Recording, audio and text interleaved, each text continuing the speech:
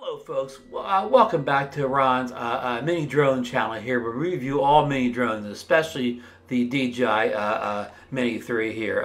So let's, just kidding folks, this is Ron Brown's YouTube channel where we review all drones and GoPros and 360 cameras and all sorts of gear like that. But today will be a Mini 3 video today. So I recently had a chance to get out on a nice day down at the beach and film some nice video with this because I've been testing a lot of the features, but I really haven't concentrated in the video yet. So I previously released a video where I tested the 4K 60 frames per second ability of this drone, because this is the first drone, mini drone, that had the 4K 60 frames per second. So we got that done, and I'll drop a link up top here someplace for you to go see that video if you're interested in that. But also what we did is wanted to test the color of the video out. So this drone has two options. You can go regular color profile, which is on by default, or you can hit it over D-Cinelike.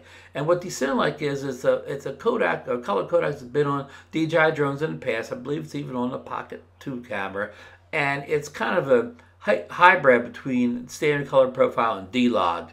You know, where it's flatter, you know, than the regular one, but not as flat as a D-Log. And you can get in there after you've shot the video on your editor, like a Final Cut or a Premiere Pro, and you could change. You can get in there and play with the shadows, the highlights, the midtones, the saturation, and so on, and kind of pump the video up a little bit here. So what we did is we shot we shot D-Cinelike here. So I have a small part of the segment of the video, the clips will be just in D-Cinelike, which again is going to be real flat looking or whatever, and then where I kind of went in the second part would be when I went in and edited it in in Final Cut or whatever to make it pop a little bit more. So you'll see this. I have about 5-6 clips or whatever where again the beginning's always flat, and the second half of the clip is where I punch it up. And just for reference, folks, I kind of went overboard on purpose here. With the editing here, I mean, I really punched the saturation and the shadows and highlights. I kind of overdid everything because I wanted to see a dramatic difference from the flat to what you could do in an editor. I mean, I would not normally I would not punch it up like this, what I did in the video here. This is all for, reference here so you can see how far, it's punched up. So, with no further ado, let's roll this video and then we'll meet you back at the end and find out what you thought of it. So, roll that clip. Got it.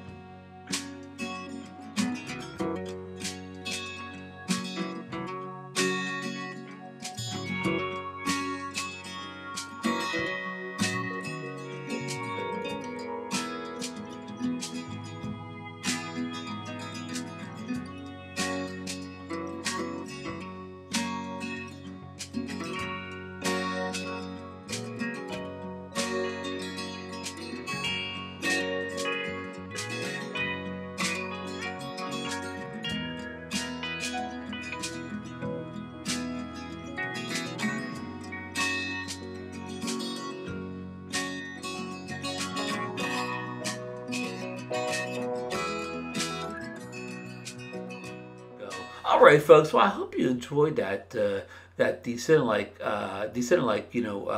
video there. I hope you got something out of it there. And if you want to know more about how to edit the D-Cinelike, you know, in post, whatever, just let me know down below in the comments, and maybe I'll come back with another video where I show you how I, you know, I edited in Final Cut Pro, how I, you know, control the, again, things like the shadows, the highlights, the midtones, the saturation, whatever. It's not as hard as it sounds here, because, you know, I mean, I guess you can use a LUT and everything, but LUTs are more like more or less designed for things like, you know, for D-Log or whatever. I really don't use LUTs in my D-Cinelike editing, and I'm sure some people are going to say they do, and it's really helpful, and it probably is. But for me, I don't use LUTs in this workflow. I mean, it's a simple workflow I use, but again, I could show you if there's any interest, but let me know down below. So yeah, I'm not going to go on too long here. If you got anything on this video, hit the old thumbs up, subscribe to the channel, hit the ring notification button so you can see more videos like this. And there's a new button down there beside the like and dislike button. It's called the thanks button, where you can go and donate a little bit to the channel, whatever.